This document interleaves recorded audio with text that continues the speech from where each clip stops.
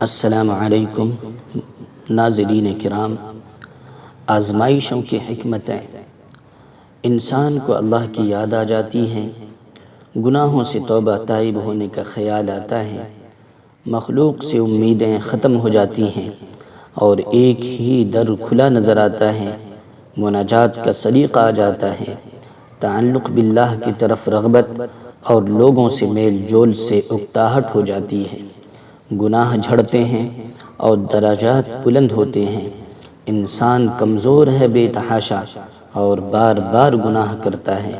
اللہ تعالیٰ کی حکمت و رحمت ہے کہ اسے گناہوں کے بوجھ سے آزاد کرنے کے لیے آزمائش میں مبتلا کر دیتا ہے۔ حقیقی اور تصنع و تکلف پر مبنی تعلقات کی پہچان ہو جاتی ہے، بہت سے لوگوں کے متعلق خیالات پر نظر ثانی کا موقع ملتا ہے، اپنی کمائیگی و اصل اوقات کا بھی ادراک ہوتا ہے، نعمت عافیت کی قدر ہونے لگتی ہے، نعمتیں تبھی یاد آتی ہیں جب چھین لی جاتی ہیں۔ انسان آسائش و خیر کے دنوں کے لوٹنے کو ذہن میں رکھ کر اپنے سے اور اپنے رب سے بہت سارے عہد و پیمان کرتا ہے۔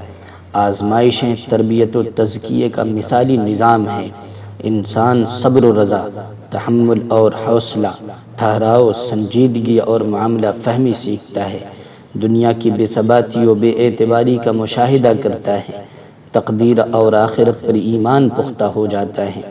بہت دفعہ آزمائش کسی بڑی نعمت کا پیش خیمہ ہوتی ہے، ہر تنگی آسانی کو، ہر کرب کشائش کو اور ہر صبر نصرت الہی کو ساتھ لے کر آتا ہے۔